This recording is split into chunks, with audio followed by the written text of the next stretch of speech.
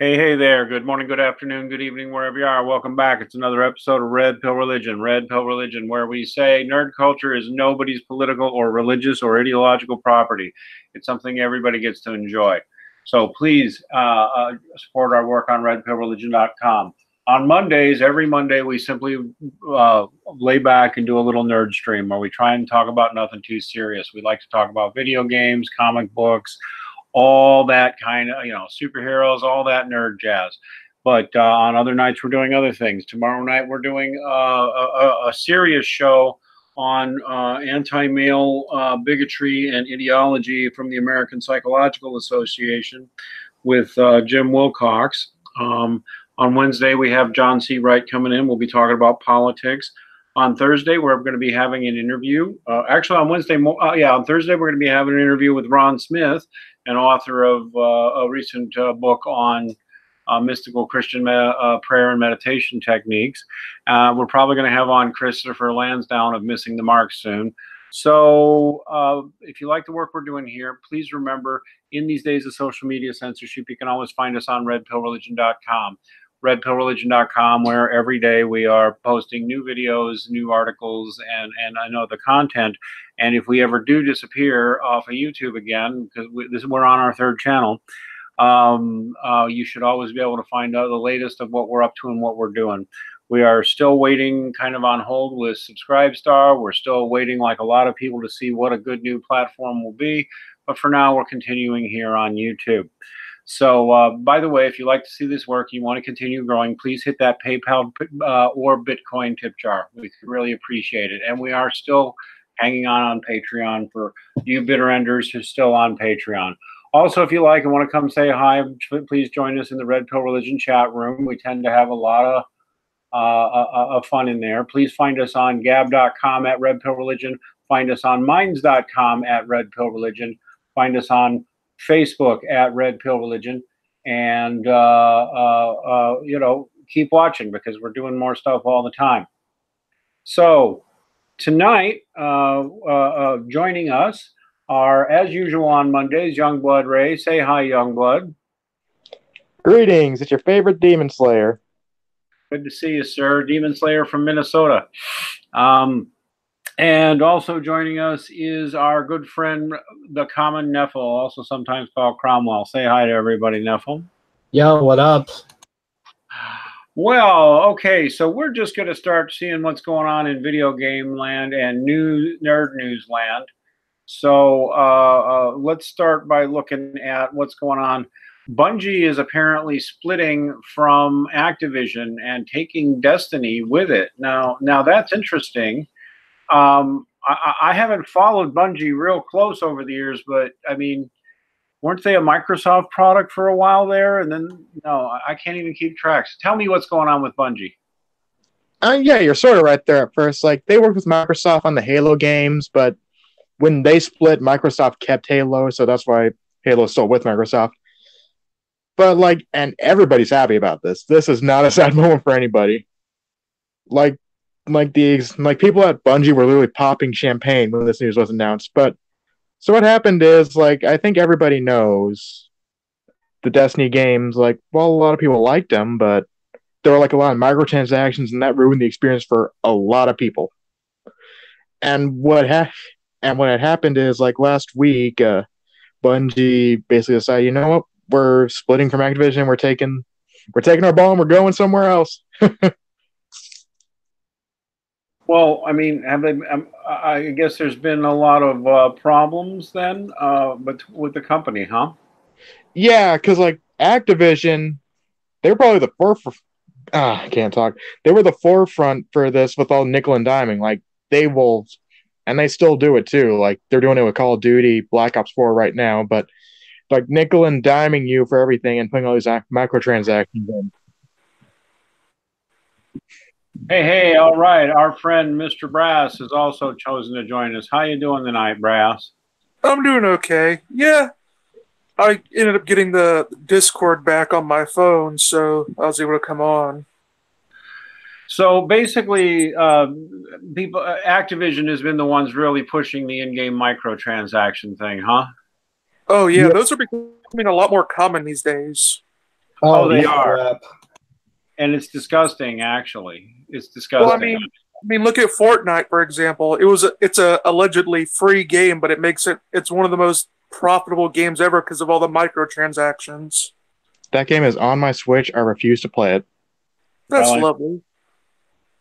Well, it's really sad because I mean I don't know. I mean the companies might be able to say, well, we're making money, so leave us alone. If you don't like our game, don't play it. But I mean, as soon as I see the microtransactions going in, when I see how bloated and bad so much game development is, I'm just like, whatever, dude. I mean, they put out products. They're basically their customers beta test their stuff for them, and at this point, half the time, their customers are alpha testing for them. You buy a game and wait for all the patches to get fixed, and then now more and more I mean, they used to be able to make a game for the equivalent of $60-$70 and have it be really pretty solid when it was released. And you know who does still seem to manage to do that? Actually, it's a little bit of a change of subject, but we're going to mention it anyway. I've noticed that unless something's changed, Nintendo games don't seem to be plagued with that constant need for updates, do they? Oh, no. They still play pretty good. Like, there's still DLC, but I don't hate DLC. As long as, like, it's not, like, trying to rip you off. Well, yeah, my problem with DLCs nowadays is that here's what they do. They give you half the game, and you pay them to unlock the other half of the game. Like, a lot of the characters and everything are already on the disc. They're just making you pay for them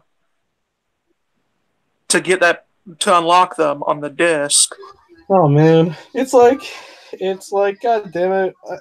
I don't know why. I hope microtransactions kind of lose popularity already and realize that's no longer profitable. I think most gamers have made it clear that they don't mind, if there are things you can buy in the game that are totally, cosmetic or just fun, a neat backpack, a neat outfit, a cool looking weapon that's not really an overpowered weapon, it's just another weapon, right? But the mentality has been just milk as much as they can from the audience, and I think almost everybody's rebelling. I mean, maybe not, right? They're arguing that. Well, I mean, isn't their argument that they just keep making money, so shut up? Yeah, that is, and Yep.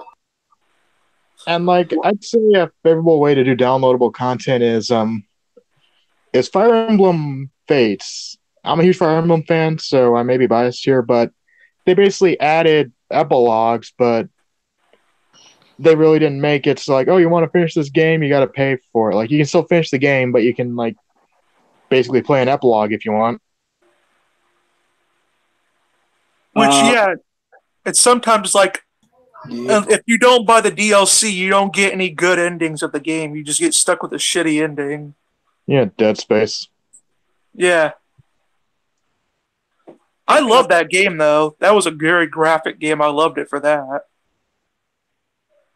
Well, speaking of Nintendo, Ray, you also brought up an interesting story that it looks like Nintendo's got new content guidelines making it easier for YouTube creators to get paid. Here's a thing on The Verge. It's interesting how the game.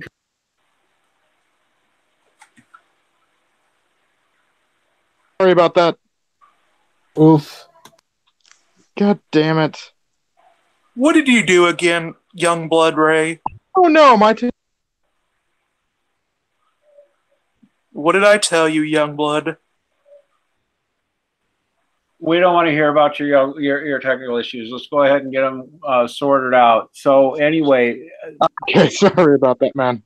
If you have a technical issue, just mute yourself till you fix it. In any case, one of the things that has been going on is that a lot of people like to make gameplay videos where they talk while they're recording videos, and either to either to make commentary on the video or to just be funny or whatever they want to do. And it's been getting too complicated to do this. It looks like, at least for YouTube creators, Nintendo's made a smart move.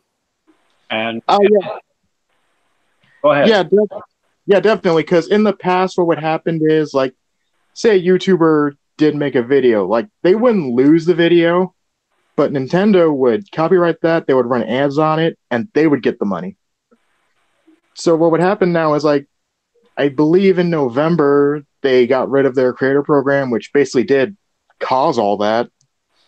So basically now, a YouTuber, if YouTube doesn't act anally or attentive about it, they will get the money if they're monetized. Interesting.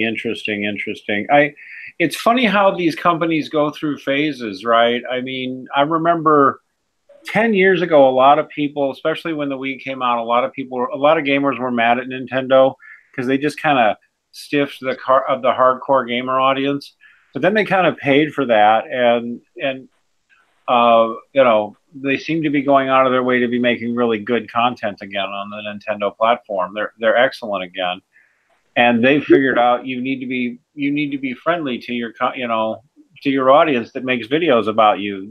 They make you more popular. That's what you should be looking for. And it looks like they figured that out. God knows what YouTube will do long term, though. Yeah, because like I know with the Switch now they're definitely going back to a lot of third-party hardware. Because for the longest time it was either like shovelware or you get the Nintendo game. Now that is not the case. Well, the indie scene is booming, really.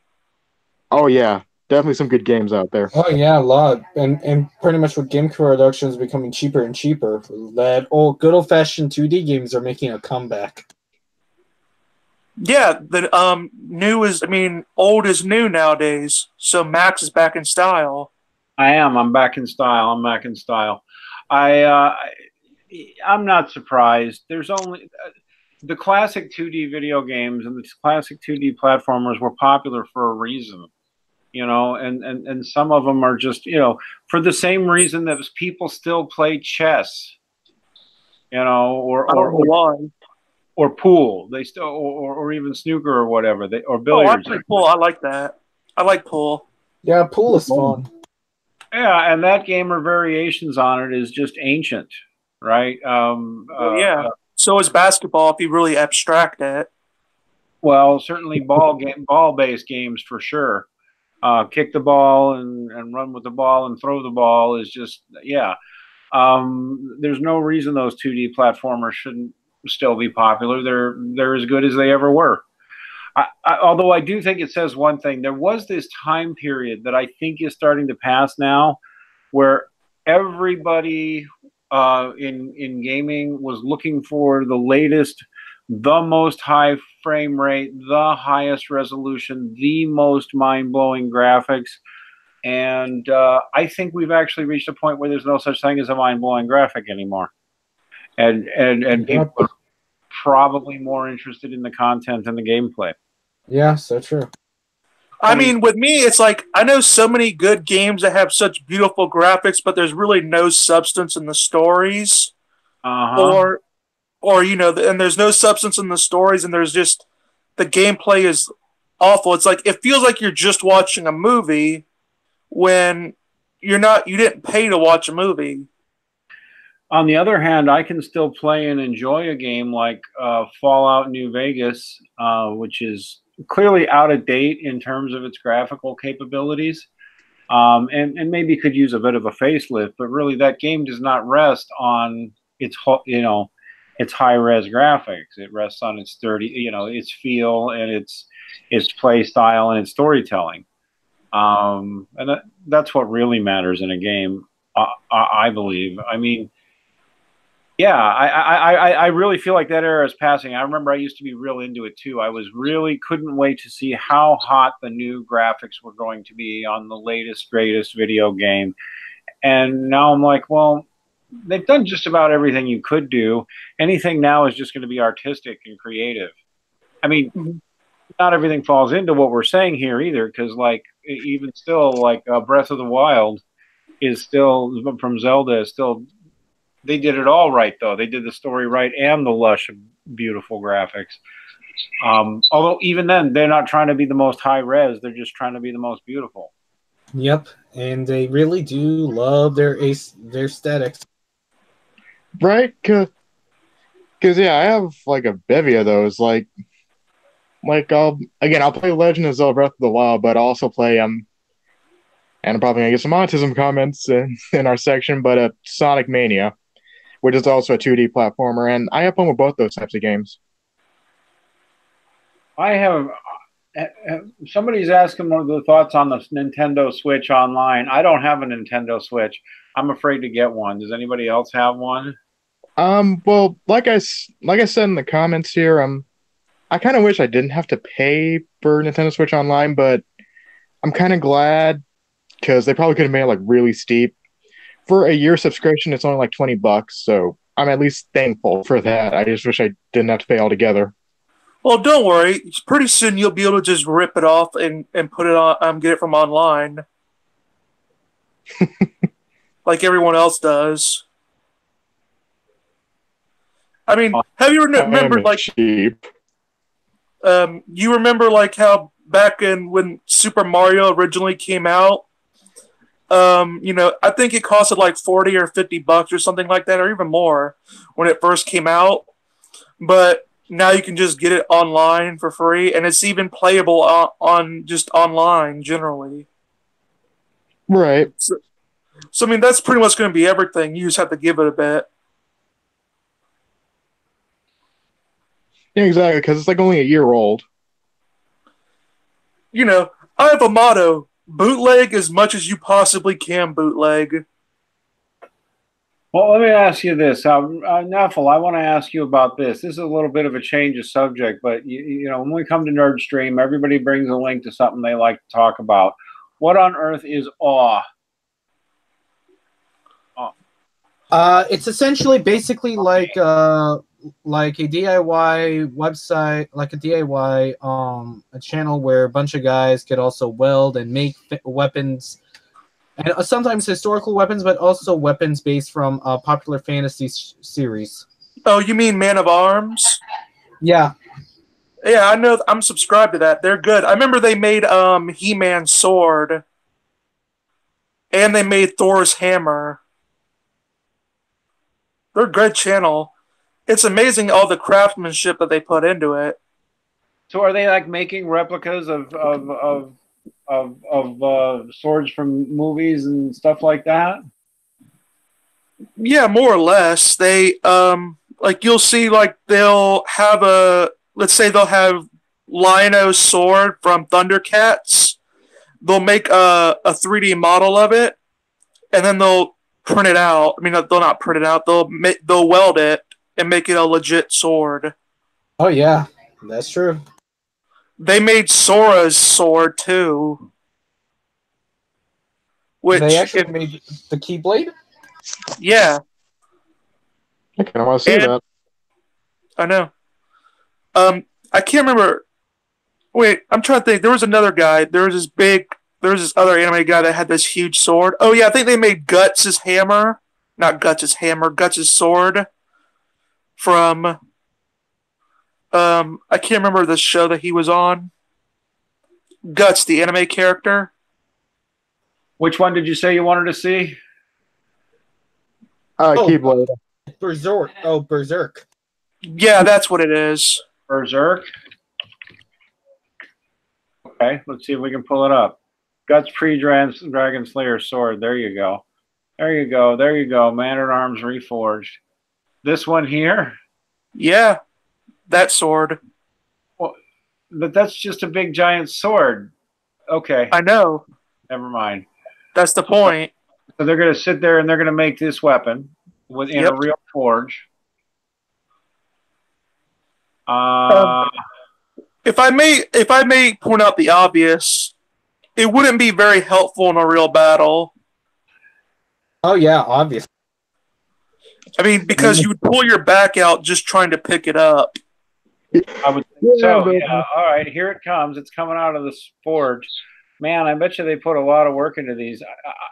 How do they make their? I bet you they sell these for a pretty penny. Well, I mean, they've worked with movie companies, and they work with movie companies, and the movie companies pay them like sometimes tens of thousands of dollars for their work and services. I see. That makes sense. Yeah. You can see, obviously, in real life, you could never use this thing. I mean, not in battle, you'd be so slow. I mean, sure, you could take out 3 or 4 guys at once. Yeah, but then you would pull your back out, and that'd be the end of it. Well, yeah. Plus, as soon as you swung, your back would be to your opponents, and they could get in on you. You'd be so slow. But this is cool, and actually, this is obviously pure nerdery. This is obviously pure nerdery. Reverse blade katana. Oh, okay. Let's see the Warhammer. I want to see Sigmar's Warhammer. That's got to look pretty sweet. Wow. Hey, look. What? Go ahead. Look. What? Kind of looks like you when you get older, Max. Oh, shut up. Actually looks like you when you're my age. Of course, that won't be until the 30th century, but still. These are good 15, 20, 25-minute long videos showing. Oh yeah, they go really in detail about everything how much work they put into it. They use state-of-the-line welding tools. Listen, oh, look at that! Look at that! Oh my goodness, they did it right, I guess. Yep. That totally looks like wow! Look at that! Bam! Oh man! Bam! Smash! That is badass. That is a badass Warhammer right there. That was, of course, he's going to sledge the watermelon. Of course. Well, I mean, it's the closest replica to a human head. Oh, wow. They're kind of replicating the work of a very obscure, cheesy comedian called Gallagher here. Oh, yeah. Remember that guy? Oh, yeah, I remember him. Yeah, I've heard of him. A sledge-o-matic. Well, the Warhammer sledge-o-matic is even better than the regular one. That's cool. And so, really, and this is ultimate guy nerd stuff too. Who sits and watches people make weapons? What I want to know, I see here they're making a Klingon bat'lath. That shows how nerdy I am. I know what a bat'lath is, but that's because I've seen every episode of every Star Wars Trek series until the latest. Because Well, I mean, you're old as hell, Max. You've been there since the beginning. Well, that's true. It really is pretty close to true. I don't think I wasn't old enough to watch it when it first aired, but I mean, I watched it when it was first on television in what's called syndication, starting in the late '60s and early '70s. So yeah, I mean, I've seen every Star Trek, and I suppose that could bring up one for me to rant about.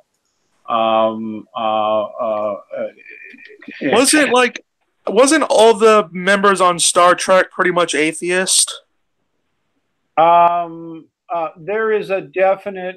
Gene Roddenberry was anti-religious, and there's no question. Not only was he more or less atheistic in his thinking and anti-religious, but the atheist movement has latched on to Star Trek as part of its kind of identitarian thing. Yeah. That's actually even why you'll see that A logo with the swoop line. Roddenberry kind of encouraged them to do that. So yeah, there is that taint on Star Trek. Although Star Trek has not always been, overtly anti-religious, and sometimes even has been known to be sensitive to it in at least some way. Well, I mean, I asked because I know Picard and the guy who played Picard and the guy who played Kirk are both atheist. Well, Kirk, the guy who plays Kirk is more of an animist, but he doesn't believe in William Shatner? Yeah. Could be. He's no atheist. But it wouldn't surprise me if he's some kind of animist. I never cared because I always liked the good stories. But yes, it's a hidden subtext in a whole lot of Star Trek material that religion is backward and people don't even have religion anymore because they're too smart to have it anymore. It's not too in your face about it, but it's kind of a subtext that's very popular in Star Trek. That's gotten more and more overt over time. Although apparently they've got at least one religious man on the new Star Trek Discovery. The problem is, if you look at reviews, the new Star Trek Discovery has alienated and offended so many fans. And guess what? Huh? I was going to say, guess what? It's alienated and offended so many fans because it's gone. It's part of that whole get woke, go broke thing that's going on. It's very social justice lefty. It's very in your face. It's very lecturing. The characters are not likable. They have a female Star Trek starship captain, but of course, instead of making her interesting as the captain and somebody people should like, she's just nasty. Basically, she's an angry feminist all the time, and so that doesn't work. But that's your typical woman nowadays. Ha. And here's the thing. And what was worse is that okay. Long story short, CBS owns the Star Trek property for television, and they made it exclusive for this new CBS streaming service. So to get the new Star Trek, to get it online, you had to sign up for the exclusive CBS streaming service in order to be able to see it online. Or you just wait until someone downloads, someone records it and then puts it on another website. Well, and fans don't want to do that. I mean, some fans will do that, but most fans aren't going to do that. Or if they do, they still want to see it legitimately. Let me make the point that they did that, and there was nothing on CBS Access that particularly attracted anybody, including Star Trek fans. But they were capitalizing on basically the Star Trek fan base. CBS knows will come out for anything. But they're learning what some of the video game companies are learning too, which is that, yeah, Star Trek fans will come out for anything. And so they got a lot of people to sign up at first for the CBS streaming service, and then a whole ton of people just canceling. And Star Trek fan groups all over the place encouraging people to avoid Star Trek Discovery, and it's been a complete disaster because of the way politics has entered into it, and taking advantage of a fan base has entered into it. I was just watching a video, a rant by Tim Pool, which I linked, which I should upvote. And Tim Pool, who's even a moderate lefty himself, has a 12-minute rant on how in the video game industry, the same thing is happening. Fans are being taken advantage of. Loyal fans are being taken advantage of. And companies are putting in ideology. They are, like historical and, historically accurate things in period piece video games are being removed, and things are being fictionalized in history, so people don't know what the honest history is. In games that are supposed to be historically accurate, not fantasy games, right? Games are being banned because they've got the Confederate flag in them. It's going on and on and on, and it seems like most of Hollywood and the there's a dovetail with Hollywood and the video games industry, and this is happening in publishing and book publishing too. It's all become lopsided political narrative and cheap, fast ways to grab cash. This seems to be happening everywhere. If you want to see an example of historical inaccuracies, just watch The Highlander. Yeah, but okay, nobody goes into the Highlander expecting anything that accurate, right? I mean, it's about immortal guys who gain power by killing each other over periods of thousands of years. What do you want? Oh wait, not Highlanders. I'm trying to think. What was that one when Mel Gibson was in, where he played William Wallace? Mel Gibson. Braveheart. Yeah, Braveheart. Yeah, that's what I meant. Braveheart was not very historically accurate at all. But you know what they didn't do? They didn't try giving him a feminist nemesis who defeated. Don't give them any ideas. And half of his men were not black and Arabic and Chinese. You know, they didn't at least do that.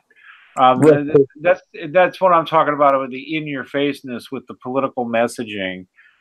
This has happened to Doctor Who. This has happened to tons of video games. It's happened to Star Trek. It's just people are sick. People don't mind a political slant, especially because, you know, maybe some shows got a slant one way and another show's got a slant another way.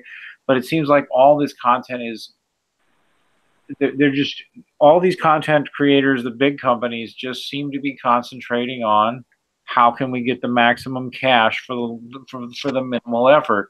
And by the way, here's our social justice moralizing at you.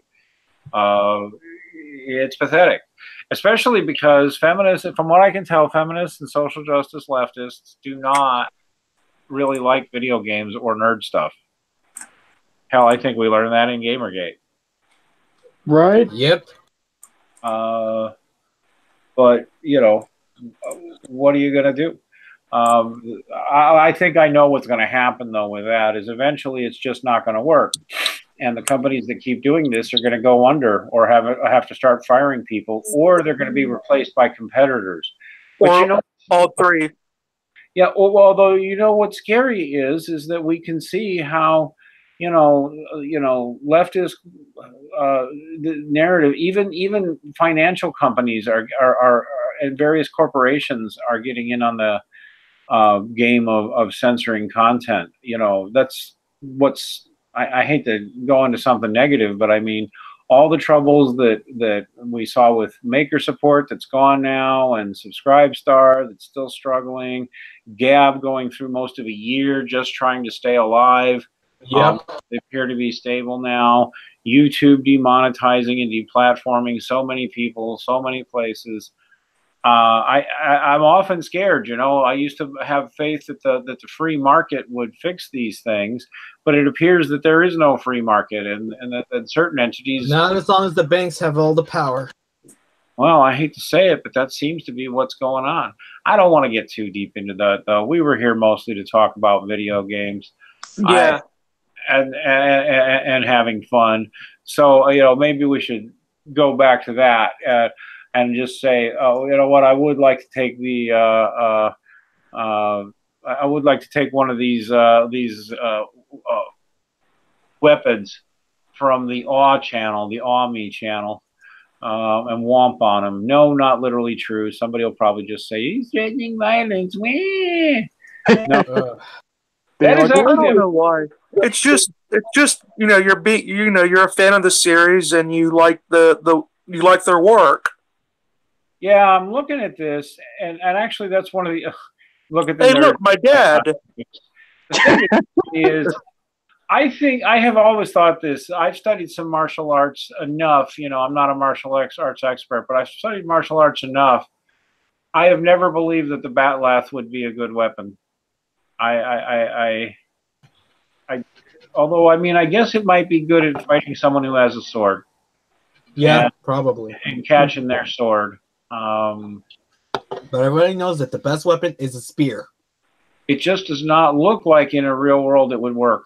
Although it is still wicked cool looking. Oh, yeah, definitely. I always thought what's a nice weapon is like one of those giant slingshots.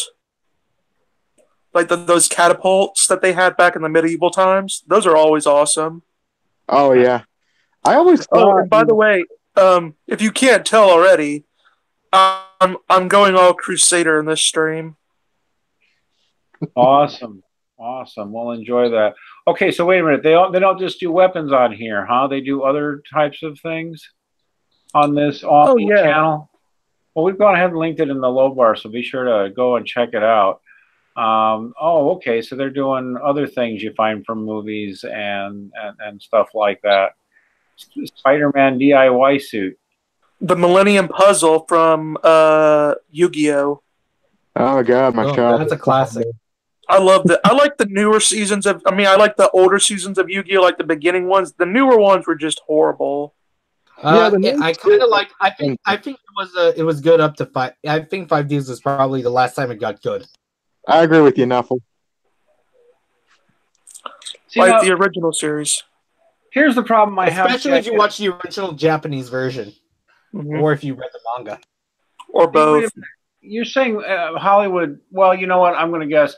I was going to say the problem. I was immediately wondering, Hollywood purchases weapons like these. People would get hurt with them on the set. But now I'm thinking, no. Obviously, the actors are not going to be using these replicas, but they're going to want to have them in the background on a movie set or whatever. Well, I mean, the actors know how to. They're trained to know how to use them. Oh yeah, and they definitely do not use real weapons. Even the stuntmen do not use real weapons. That would just be just for insurance purposes alone. Like, what, really? You're going to actually swing a sword at a guy because he's good enough to duck it? No, you're not playing with real swords on the set. But well, I mean, he has sort of an incentive to duck, you could say. Yeah. Kind of has a point there. Yes, he does, but still, the lawsuits would be all crazy. So, and plus, your stars. You can only go through so many stuntmen, and your stars are only going to take so many risks. Well, I mean, you heard about how the guy that played Harry Potter's stunt double actually became a crippled on set. No, I didn't, but it wouldn't surprise me. That does happen. Yeah, basically what happened was they were doing an explosion scene, and what happened is it ended up launching the stunt double against the wall, and it broke his spine. Oh, man. See? And that sort of thing is actually why in Hollywood often even it'll be mandatory, because it would have, I mean, you hate to be so mercenary about it, but it was a stunt double. If they had actually killed the star, hurt the star that way, it would have messed up the whole series. Right, and I often in Hollywood under contract. I think the only star that actually did his own stunts and got hurt doing them was a Jackie Chan. Well, yeah, because no insurance company will, in their right mind, actually insure him. There was a time up until the 70s or 80s when stars would still, you'd occasionally hear about a star doing his own stunts, but it even came about that guys like Lee Majors and who was that guy who was Magnum PI? I'm so old. The guy with the big mustache. He's still around too. Huh? Burt Reynolds? Yeah, Burt Reynolds, that was Tom Selleck. But I was thinking of Burt Reynolds. For example, Burt Reynolds, like some stars, came up as a stuntman, and he always took pride in doing his own stunts. And then one day on a film he was making with Clint Eastwood, somebody broke a chair over his head in a fight, and they screwed up and used a real chair. And it messed him up for like 3-4 years and nearly ended his career. You know what was funny? What happened? Yeah.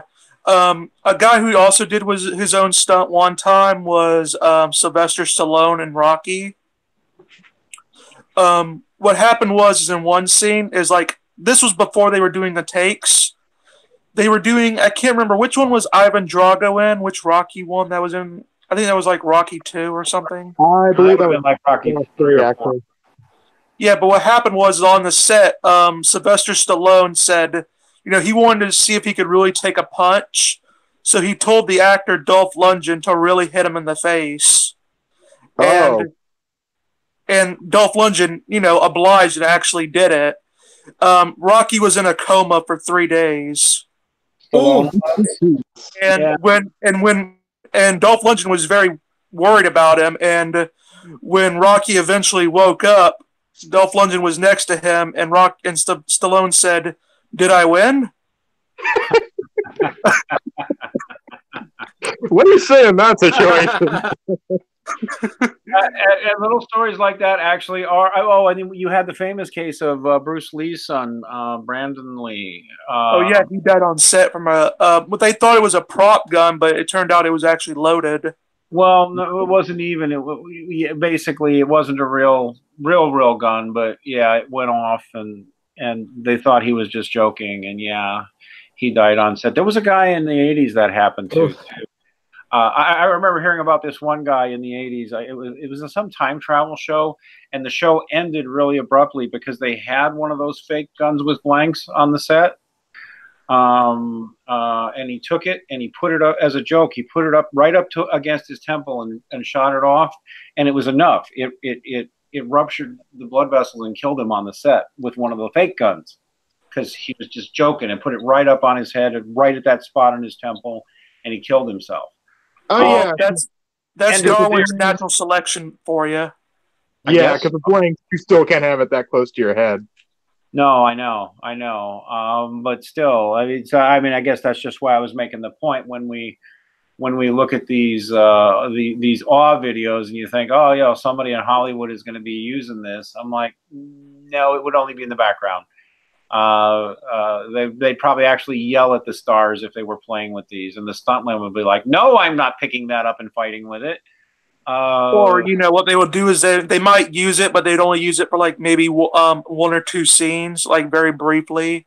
Yeah, or just to hold it in a pose, Yeah. But it would still be cool to have something like. Or what they might do is they might edge off they might make the sword more blunt so it's not sharp.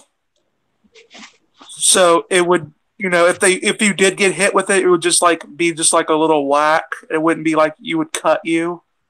Well, right. And these are obviously not designed to be used in real life. A real sword. Oh wait, what? You're not seriously telling me that someone wouldn't use Gutch's sword from Berserk in real life? No, it would be too heavy. You'd have to be like really, really strong to lift. Well, that was really crazy. I'm merely making the point that most of these weapons would not be practical in real combat, and they're not designed for it. That's all. And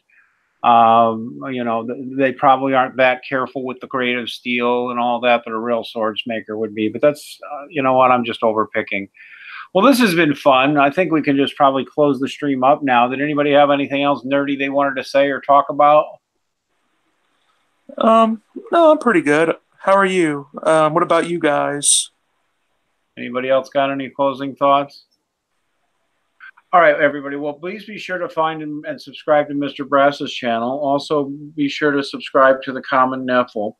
As I mentioned, Mondays are just our laid-back stream. Tomorrow night, we're going to have Jim Wilcox in again. We're going to talk more about the problem of female-perpetrated violence and propaganda at the American Psychological Association. On Wednesday, John C. Wright will be here. On Thursday, we got an interview with a guy with a book of Christian mystical practices. We are here every night, and it looks like we're soon going to develop ourselves into two channels. One, this Red Pill Religion channel, and the old channel repurposed for more general live streams like this one. So we're probably going to have this channel is going to be more straight up serious. And the old channels would probably be more for streams like this. We'll have some announcements on that in the next week or two. All right, everybody. So please give us a like. Please give us a subscribe. Please find us on redpillreligion.com. Max, Neffel, Brass, great seeing you. God bless everybody.